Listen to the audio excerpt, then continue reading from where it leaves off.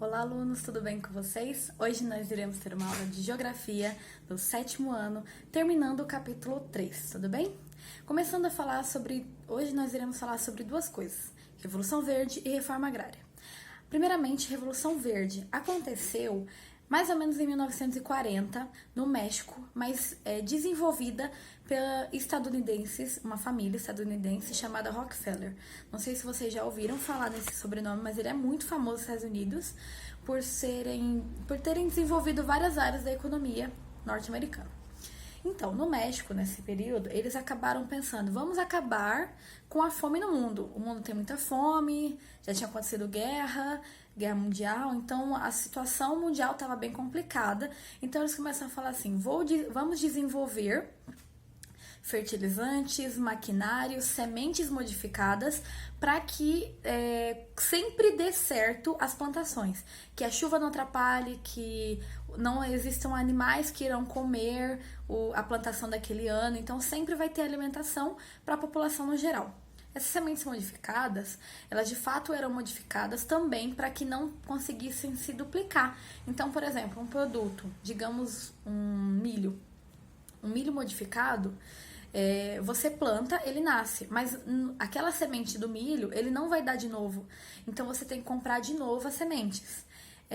Assim como os fertilizantes, os insumos que eles produziam, realmente funcionava no quesito que as pessoas, toda a produção que eles compravam, plantavam, nascia, dava certo, tinha comida, mas eles tinham que fazer a mesma coisa no outro ano, comprar de novo, maquinário de novo, fertilizante de novo, tudo de novo.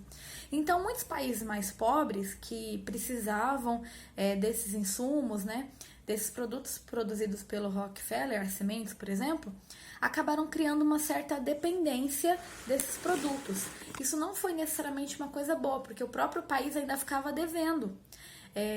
Como eu disse, o Brasil era um deles. Então, essa dependência criou-se e eles começaram a definir que não era a melhor ideia e desistem desse movimento. Ainda hoje nós compramos produtos transgênicos, nós compramos algumas sementes que são modificadas para dar sempre certo, mas não é a única forma que nós produzimos o nosso agronegócio no Brasil no geral. Agora, a reforma agrária. Nós estávamos falando na aula passada sobre os latifúndios.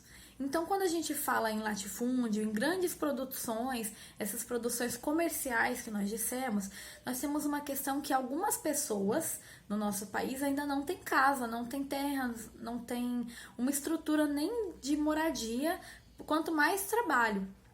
Movimentos como o MST buscam terras para essas pessoas que não têm onde morar, não têm terras para plantar, para produzir.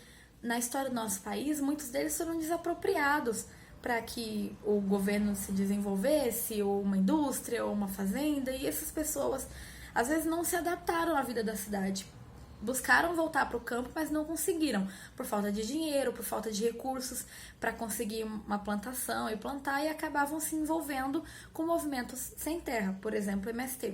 A reforma agrária, então, é um movimento de redistribuição de terras, principalmente as terras rurais, que é o principal foco da reforma agrária brasileira.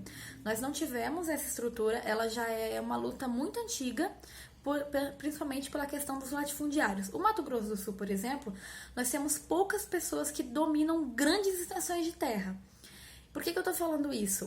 O Mato Grosso do Sul é uma das bancadas que garantem que essa terra continue do jeito que está, tá bom? E essa distribuição, ela buscaria, seria a ideia jurídica,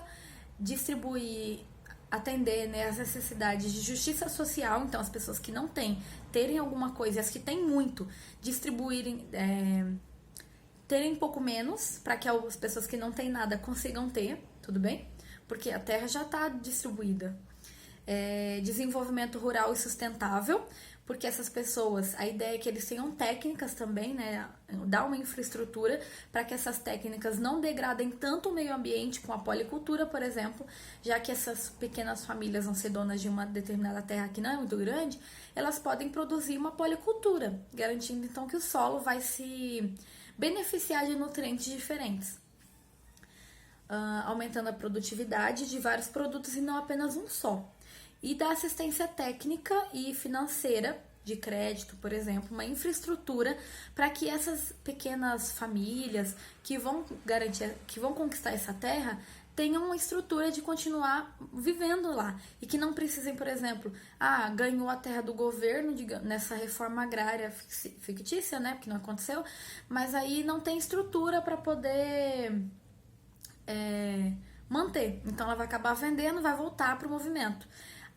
O MST, por exemplo, ele garante com que o governo dá de tempos em tempos algumas terras em assentamentos.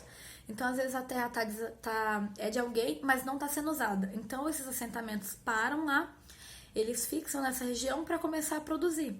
Às vezes, o próprio governo tira o dono, porque ele não estava produzindo, e dá para esses movimentos. Mas, ainda assim, falta-se algumas estruturas, uma coisa mais estruturada, para que eles continuem produzindo, continuem nessa região.